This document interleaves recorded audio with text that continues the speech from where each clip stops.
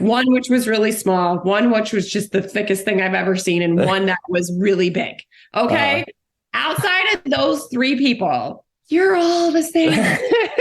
Disclaimer. The views and opinions expressed in this program are those of the speaker and do not necessarily reflect the views or opinions or any entities they represent. This podcast is about dating experiences. It is not to say one dating app is better or worse than another. It's no accident that sounds like you're leveling up in a video game. 48% of 18 to 29-year-olds have an online dating profile. Make them work for it. 45% of people say they're more frustrated with this form of dating than hopeful. There are so many people you can connect with. Should I swipe right? Swipe wrong. Swipe wrong. Setting the record straight on dating apps. Everyday people telling everyday stories of the swipe right world with your host, Chaos. Well, I know he had a good time. Good morning, good afternoon, good evening, and good night. Welcome to the Upside Down In Between, and welcome to the Swipe Wrong podcast. This is Chaos. I'm the host. This is the #1 podcast amongst flip phone users everywhere. So we're in between. Big shout out to Jay. Jay has put all these together. We're working on season 3 right now. Make sure to like, follow, subscribe, tell a friend.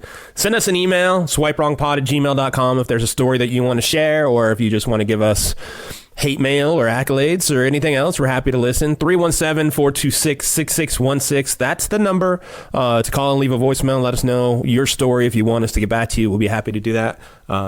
Shoot a text on it too. Texts do come through.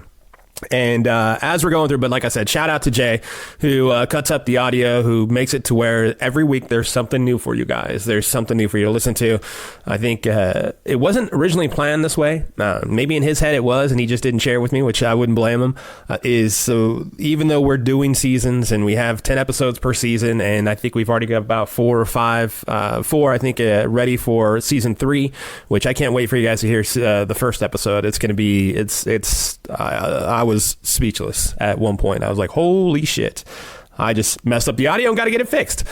So he just makes sure that we all have something new to listen to, so that way you're not going, oh boy, well, maybe season 2 will come out in about 10 weeks and I'll re-listen to it then. But enough content out there for everything to keep going, so there's something new for you. Anyway, that all being said, hopefully you guys are enjoying it and telling a friend, and they're all binge listening. So keeping the theme alive with the bonus episodes. Sit back, relax, put your feet up, enjoy, grab some popcorn, get it buttered if you need to. If you're in traffic, please, for the love of God, don't hit that person next to you, and be safe and enjoy all the same. Guys think that like posting pictures of themselves from 10 years ago is appropriate. And like, now that looks is everything. But it's a big part. We'll not bullshit shit. Yeah. I'm not going to look the same, in 10 years from now either. Sure. Right. So like, I get it that like, if I like you now physically and whatever, that's going to change, but like, hopefully the connection is more than that, but it just doesn't set you off on a good path. Cause it's like, well, what the fuck else are you lying about? Like, I don't know. But so I do think video chat is good to sort of screen for that. And like you're saying, like, can you carry a spontaneous conversation? Exactly. Exactly. That sort of thing. So I do try to incorporate some of that prior to meeting now. Like, let's at least audio chat on the phone, if not a video chat. I struggle with the video chat because I don't, it's like, we're going to talk at 8:00 at night, and I like got home from the gym and I haven't showered, and like, this is not how I want to present myself to you the first time out of the gate, but but stop it. I'll do it. You know what I'm saying? So some of those rules, I think, are good to do when you start dating. Yeah. I love when I first started talking to somebody, she wanted to do a phone call, and it didn't make sense to me, and I didn't understand why. But as I've gotten around, you don't want to sit across the table from somebody if you can't carry on a conversation. So I totally get that. I came around that for sure. I totally understand that. Yeah, I do think it's like a more important part of dating or whatever. And I mean, I have made some great friends from dating. Like I have met some great people. There are 3 guys that I consistently talk to that I met on dating apps that is not like necessarily in a romantic way. 2 of whom are like so important to me, in my life that I can't imagine them not being in my life. So there have been, some positive. Obviously, the guy I dated for a long time, I met on a dating app. So there are some positives to doing it. For sure. But, it's kind of that, like, as we said, it's a numbers game. That's like, 1 out of 100. 100%. And it's so many more numbers. You have so many more people that you come in contact with. It's insane. And I do think, somebody needs to and I'm sure this is being done, but like, there does need to be like some research on the whole, like, dating culture and how it's contributing to me and to society in general, just how people treat each other. Like, I saw like I think it was like an account I follow on Instagram where they were talking about like ghosting and why has ghosting become so prevalent. And it was like, it's kind of like this whole throwaway culture, right? Where it's like, because we don't have to actually interact in person. And there's this whole with the dating apps, there's always somebody else, right? Like if you don't have a match today, you'll have a match tomorrow. Like you can, it doesn't work out with this person. So there's so many things going on where it's like, you could meet somebody that could be great, but I do think there's this attitude of like, but is there somebody better? Yeah. You know what I mean? Like, is there a better connection? Can I find everything I'm looking for instead of having to compromise on anything? And so, and I think if it doesn't work out, it's very easy to just ghost or delete and not have to like have a conversation with somebody. It's really changed. And right now we have younger generations who are just going to dating apps and not even trying to date in real life, So it's interesting to me. I totally. And take it. I'll add a little bit to it. Like if there's anything that is misconstrued in any of the text messages exchange, which can happen all the time, it's like, well, fuck you. I'm going to go to the next person. It's correct. Like, they're not even a work through it thing. No. Yeah. It's just an automatic delete, or block or whatever. And I see that all the time. And I'm like, man, well, and you and I joked about our friend because I'm like, he and I talk like we don't communicate well over text. Right. Exactly. We would never fight in person ever.